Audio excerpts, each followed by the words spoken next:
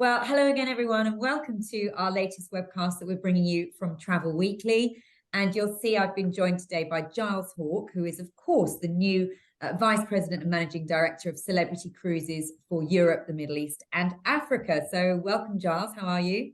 I'm really well, Lucy. Thanks for having me. Well, thank you for doing your first interview with us because you've been in the role a few weeks now. We gave you a little while to get your feet under the table, but it's fantastic to have you on and to hear about, I guess, the first few weeks, your first impressions, and what priorities you've got in this new role. So, first of all, just tell us how it's been joining the company. It's been brilliant. So this is week 6, and after this week, I'm not going to count anymore. Now I'm just here. Yeah. And it's going really well. So, obviously from the outside, you look at a company, look at a brand, and you have an expectation of you. Then you get there and you find that a lot of the things you thought were true and some of the things you thought weren't the case. But, a great team, great product, a passionate, my boss, who's Laura Hodges-Bethke, who's the president of Celebrity Cruises, really passionate about what we're here to do. She's now got, so I report into her along with about 6-7 other people, and half of that team are new to role. A lot of them are from within the Royal Caribbean Group, but there's a real passionate new team looking to, how can we really drive things? How can we improve things? How can we improve profitability? How can we improve customer experience? And actually, Laura has put sort of the customer right as our North Star in the business. So everything we're doing, we're looking through the lens of the customer, which sits really well with me because I'm really focused on make sure you give a customer an amazing experience. They'll come home, they'll talk about your product, talk about your brand, and they'll come back as well. So that's central to what we're doing.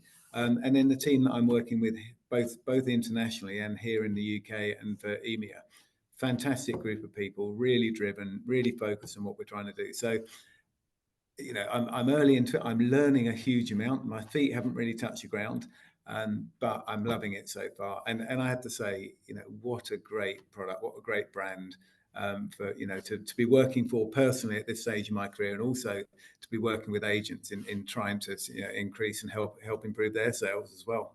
Okay, well, you've touched on lots of things there, but let's just pick up on, you talked about a new team reporting into Laura, but Laura herself is new into that president role. So I guess when you come in new to something, you want to make an impression. I'm sure you want to do the same, Giles. So what are the kind of priorities for Laura and for you coming into this role? So I think probably the key priority is customers North Star, so that everyone on the ship, everyone ashore recognises that what we're doing is going to be focused on the customer. Something else that Laura is really focused on, which is sort of music to my ears, is using data to guide decision making. So actually understanding, what is the data telling us about customer satisfaction, about what sells, about what people like, about what they want us to do in the future. So everything is being data driven. There's some very, very smart people in our offices in Miami and here in the UK who are pulling together reports, data to help provide the sort of analysis you need to properly run a business rather than doing it on maybe gut or personal preference. So data is absolutely core to what we do. And so we're doing an interesting leadership cruise in a few weeks, actually, where Laura and all her direct reports, we're going on a cruise and we're going to try and experience it as a customer to actually understand, what does it actually feel like? What do our customers experience? And will that be your first time on a celebrity ship? It'll be my first time cruising on a celebrity ship. I've been on a couple in the past on clear conferences, so I've looked around the ships, but it'll be my first time cruising. I'm really excited to actually go and spend time. And you're right, it will be enlightening to see. I'm sure people will know that you're all on board and that you're all the leadership team, but I guess to an extent you'll be able to experience it like an actual customer. Yeah, and I think that's got to be really important to say, what do our customers see? What do they experience? I mean, you need to avoid the sort of whatever, the king must have when he walks somewhere and thinks everything smells of fresh paint. We need to be in a position where we go around and we experience it as a customer would. So you can say, oh, there's a touch point that doesn't work very well. There's a pinch point. There's an issue. There's something amazing. And how can we replicate that in other places? So, so customer focus, a North Star is absolutely key. And there's a big focus on what makes money. And I think that's really important. You know, every business is recovering from the pandemic. Every business took on some sort of debt, or you know, whether it be the owners putting in personal wealth, or borrowing sort of from third parties. And you know, so focusing on what are the things that are really profitable that customers want to pay money for, and will pay more for. And also, how do we revenue manage well to maximize revenue in each market that we sell in, so that we can keep investing into the brand and into the product. Okay, good stuff. All right. You mentioned there that when you started, there were things you perhaps perceived or you thought about that might not have been exactly that when you arrived. So what has been the biggest surprise for you, or the biggest thing that's opened your eyes and you thought, oh, okay, that's a bit different to what I was thinking and that you now need to sort of focus on? I guess one of the biggest things is you have an expectation in a big, you know, big business like this, that technology is probably going to be the best you see, you know, anywhere.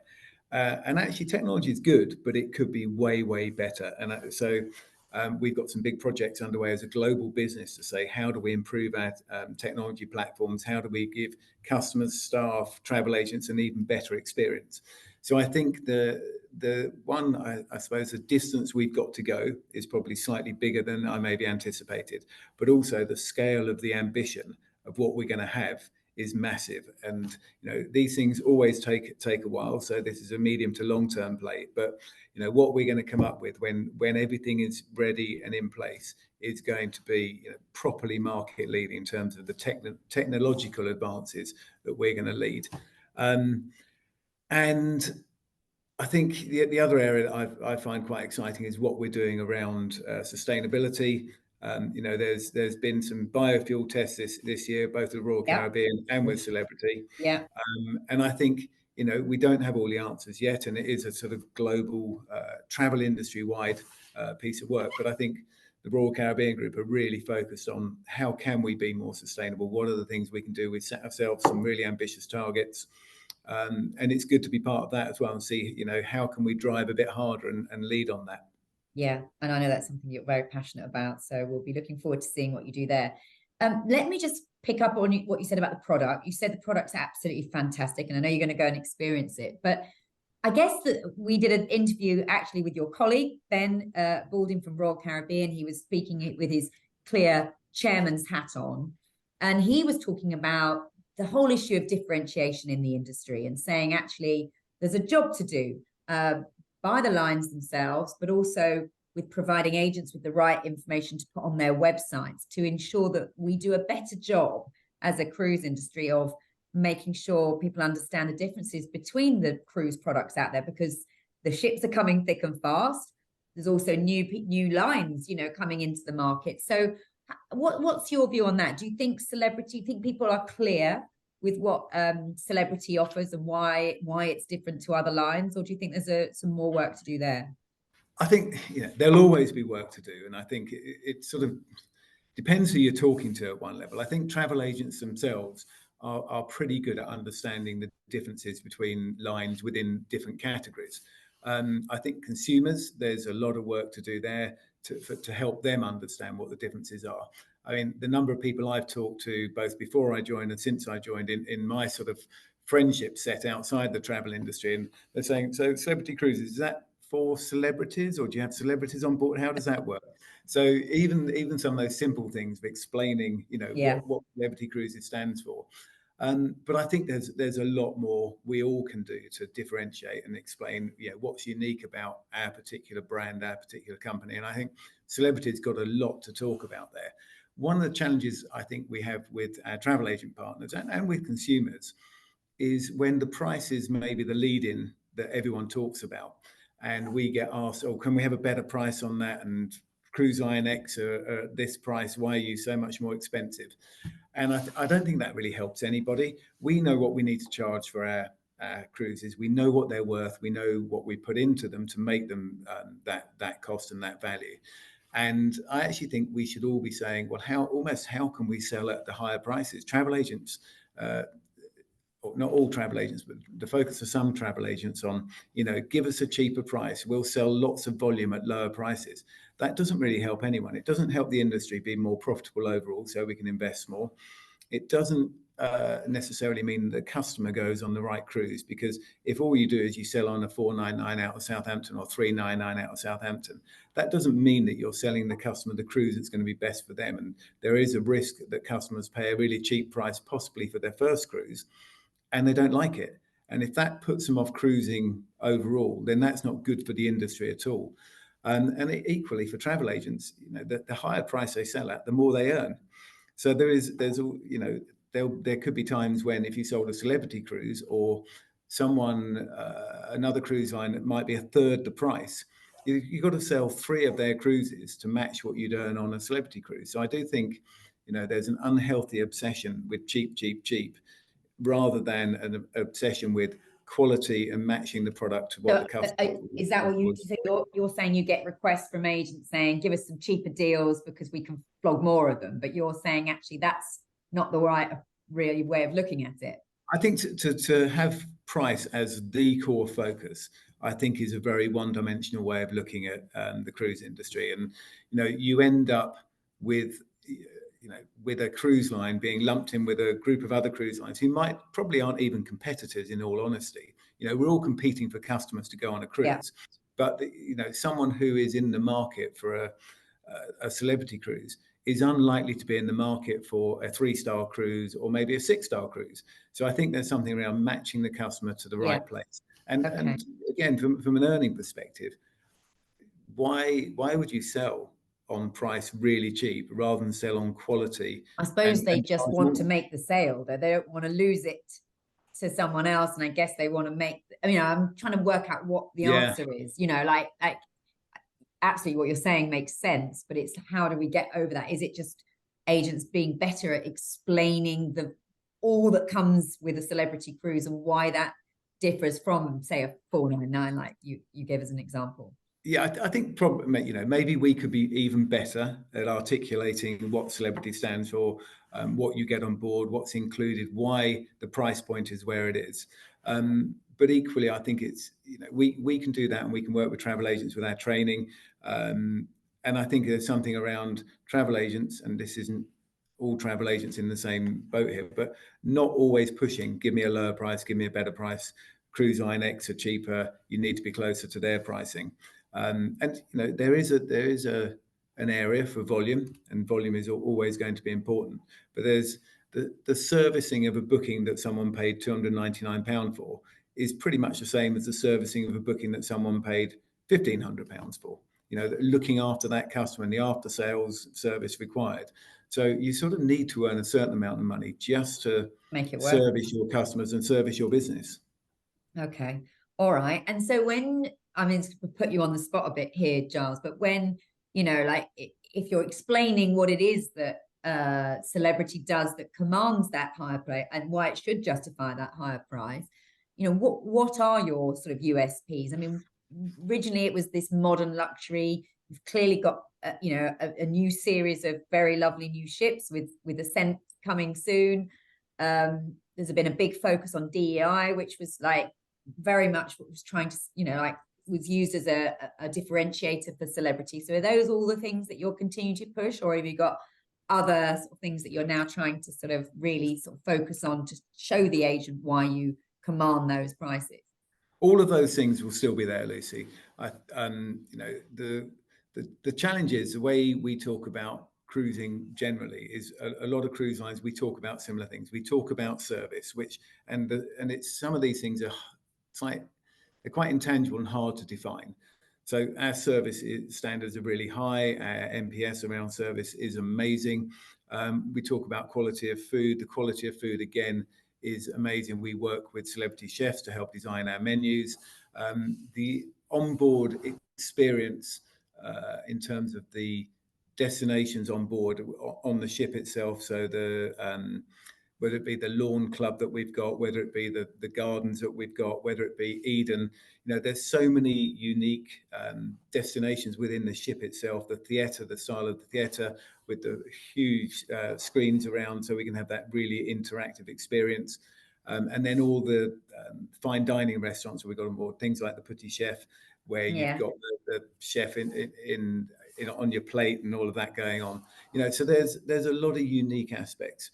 I think in a way, some of it is quite intangible and hard to define.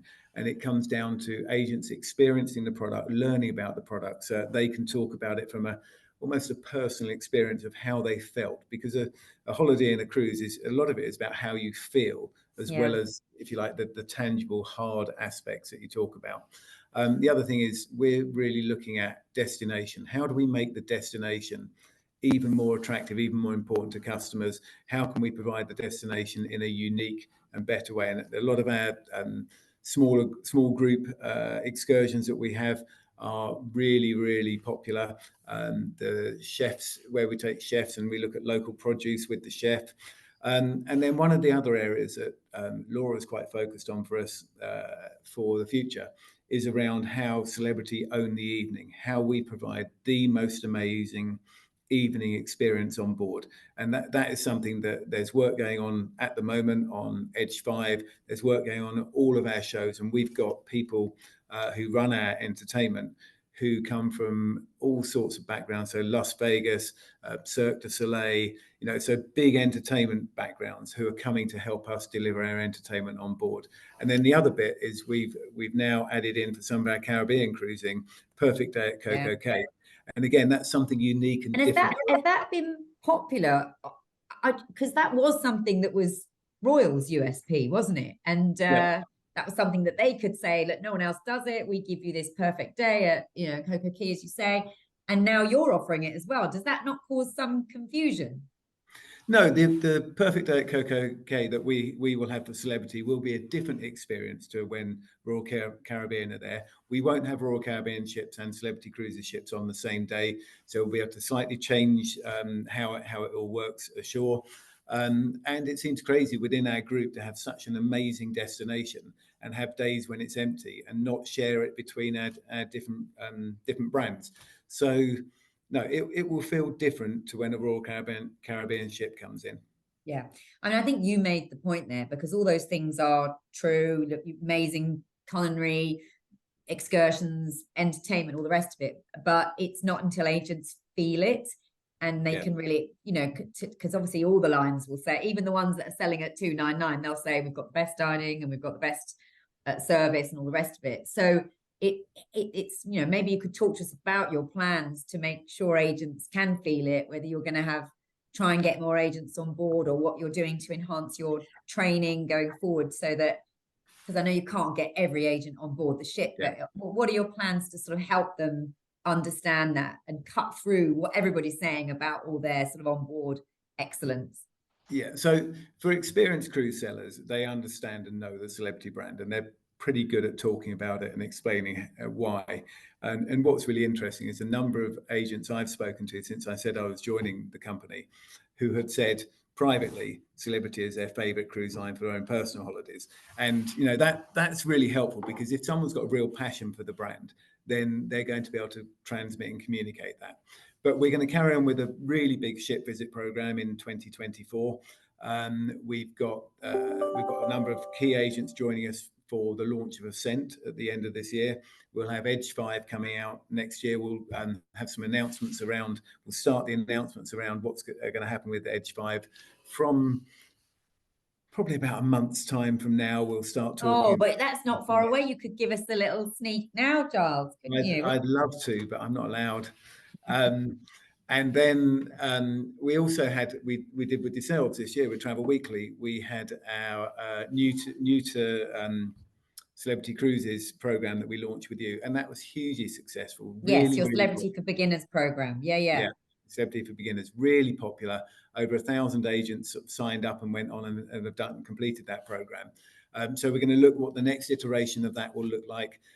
We've got our own dedicated in-house training team who are absolutely fantastic. The feedback that we get on them, the NPS from travel agents around the training that they provide to them, is second to none. So we're doing a lot to help educate agents on Celebrity.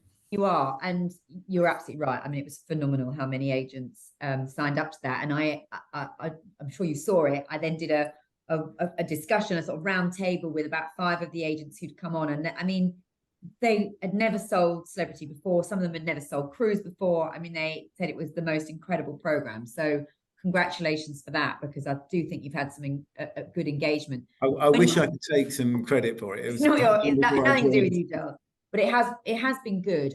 The next iteration, when you say that, do you mean that you're gonna have something that takes those beginners to the next level, or are you going to try and do something else to get more agents in? Because I mean, that's the holy grail, isn't it? We've got so much capacity coming. The industry's still tiny, as a part of the holiday market generally. So do you think there's more agents out there that you can try and target that have never even sold cruise, or certainly not sold celebrity before? I think it'd be a bit of both. I think the agents who've been through it, we need to say, what does the next level of that training journey look like? And there's constantly new people coming into the industry, and as the industry rebounds from the P word, then I think we'll see more and more coming in. So we need to keep making sure that we help those people understand celebrity cruises and why celebrity cruises. I mean, we've got perfect opportunity next year. We've got Apex, so one of our Edge class series ships sailing in and out of Southampton from May till October. So there's a great opportunity to take another stage of bringing people on, a significant number of travel agents on to see that ship and see what the Edge class series looks like and feels like. I haven't been have them on like on your turnarounds. You can have people on for day visits. Exactly, and we'll have our seminars at sea, so we will be doing those as well, where they're fan trips, but sort of taken to another level with a lot of learning involved, as well as some fun of enjoying the ship. Okay, and okay, brilliant. I mean, that all sounds positive. And you said with Ascent coming as well, you said you'd get agents involved in that. Although that's taking place in Miami, am I right? In Miami at the end of November, yeah. Okay, but there'll be a chance for some agents to go and others, I guess, just to be involved in the excitement of a new ship. Absolutely, okay. Yeah. And just in terms of trading, then, with Ascent sailing out of Southampton, has that been popular for you? I imagine, because obviously Silhouette was always a real favourite of the UK market, but has that been a popular sell through agents in the UK? It's Apex sailing out of Southampton. Ascent's going to be. Did I not say that? Oh yeah, Apex sailing out of Southampton. So we're actually going to have, just interestingly, we're going to have an Edge class ship in each of our core destinations. So we'll have one in the Caribbean, one in Europe, one in Alaska, and then Apex out of Southampton. Silhouette has been a really popular ship, but this Apex sort of takes celebrity out of Southampton to another level in terms of the standard of the ship, what's on offer. And we know that travel agents love the Edge class ships, and we know our customers do too. So to have that ship sailing in and out of Southampton on a regular basis, I just think it sort of shows the celebrity commitment to the UK market. It is a absolutely core source market for us amongst our sort of global approach. So it shows that commitment, and it gives customers and agents the opportunity to experience, if you like, the best of celebrity, knowing that then, even if they're first time cruiser out of Southampton on Apex, they'll then know the standard and quality they can get in most other destinations in the world if they travel with us. Yeah. I mean, it is a good point, isn't it? Because obviously you're sourcing from lots of different markets. And back to your point about price, I guess if the UK market doesn't sell holidays or cruises at the prices you want, but other markets are prepared to pay that, then I guess we won't get that kind of commitment by you putting big, new tonnage into Southampton. And, is that how it kind of works when you've got all these different source markets? Yeah, we've got to make sure that we're delivering the right revenue, because Royal Caribbean Group is a business and very successful one at that, and we will be looking at where can we make the most money from which in which destinations and which groups of passengers, and who will pay the most. So there's also there's a little bit of a race for space, because we need to get in early, fill the ships, so that we're not trying to either wait till late when there's no availability, or find that we then in the future don't have the same quality of ship out of our market. So there is a big focus for us to be successful in the UK and Ireland and in EMEA, and make sure that we're really important to the Royal Caribbean Group, and that importance, part of it is manifested in having a local ship. I mean, the reality is that by far the biggest percentage of our sales are passengers traveling outside of UK departures. So European departures, absolutely massive for us. Caribbean departures, big and growing, and Alaska and then into the exotics becomes really important too. So I think, you know, we can and should see growth in every part of the world where we sail, but we've got to make Southampton work really well for us. Yeah, so that, as you say, people then understand it better, and then they might go on to other things. Just on that general point about your whole program, because you've got those regions you talked about, you've got an expedition ship. You know, does the UK get behind all of those other things? You know, is it strong, and what's come back the strongest for you since the P word? Yeah. So yeah, UK is really good on lots of areas. So we actually sell Asia really well, interestingly, and a lot of that will be travel agents acting as tour operators and tour operators as well, taking allocations and taking groups. Alaska is good. I think there's more opportunity in Alaska for us. I think, you know, Alaska is known very much as a sort of first-time cruiser market. People don't necessarily think of taking a cruise. They want to go to Alaska though, and then the cruise is a way to do it, and then they get converted. So I think there's a great way of capturing people. But there are other lines that will say they're the Alaska specialist. They, you know, I'm not going to name them, but you know, there are other. So do you think there's an opportunity for celebrity to still get in there, even though others say it's their absolute kind of we're already in there actually, and already big in Alaska. Do I want to say we're the Alaska specialist? We're probably the worldwide cruising specialist. So I think, you know, wherever you go, you're going with celebrity, it's going to be absolutely amazing. There are, you know, we work with a number of tour operators in Alaska, and we have a lot of FIT sales to Alaska as well. We know that people who are traveling that far might well want to add on extra bits onto their holiday. So they might want to do a train trip across Canada, or they might want to go into the interior of Alaska as part of their cruise. So there's an amazing opportunity, I think, to combine that sort of high quality celebrity experience with a high quality shoreside experience as well.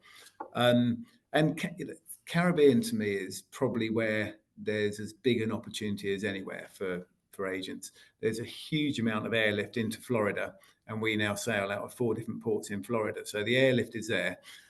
We have 3 nights, 4 nights, 7 nights, and 10-night cruises in the Caribbean year round. So, you know, if agents want to work with us to say, how can we jointly grow our Caribbean opportunity? And, you know, to tie in some pre-stay or post-stay in Florida or Orlando or down to the Keys or whatever, there's some big opportunity there, I think, to see big growth. And are you finding that agents are now increasingly confident to package it up again themselves, perhaps under their own atoll or on, you know, but, you know, there was like a real nervousness after the pandemic that people just perhaps wanted to just sell just the cruise package from the line. Yeah. And we saw a lot of people, you know, retracting from doing their own thing. Is that coming back now? I guess the cruise specialists were very strong at that, but is that coming back for you? It is coming back. I think, you know, there's probably still a little bit of reticence. Those who set themselves up to be able to properly tour operate, I think, are happy to do it. Those who are sort of dabbling a little bit in the past are probably a bit slower to come back. But in terms of creating unique product that only you are selling exclusive to you, the way to do that, the best way to do that is to create your own packages and build those. And we know that there are some travel agents who have their own almost tour operating systems where they'll be helping their sellers create either pre-packaged holidays or create packages on the fly. Yeah. And I do think that's where a travel agent can add a huge amount of value into the process and create extra earning opportunity for themselves. Yeah. And where they don't want to do it themselves, do you offer the pre and post hotels and stuff that they can do it through you if they want to, or? We do, probably not as much as I think we should. So that is one of the things I'm looking at is, you know, how can we add in the pre and post and make it easier to book and more availability, and that can then and be not just in Florida. You want to look at worldwide, but around the world. Yeah. Okay. All right. My goodness, you've got a lot of priorities, Giles. You've got a lot of things to focus on. One of the things I wanted to just comment on was, you know, there was this big focus on D&I. Celebrity did some trailblazing work in getting women on the bridge. You know, you've got Captain Kate, you know, who is a fantastic ambassador for your brand. You know, did that translate into opening up celebrity to new markets? And is that something you're going to continue with as you go forward and sort of encourage agents to sort of push that side of what you stand for? Yeah, it's a good question. So DE&I is a core part of our business, but this is of our Royal Caribbean Group business, not just Celebrity Cruises. So the focus really for Royal Caribbean Group, which includes Royal Caribbean, Celebrity, and Silversea, is around DEI, and DEI.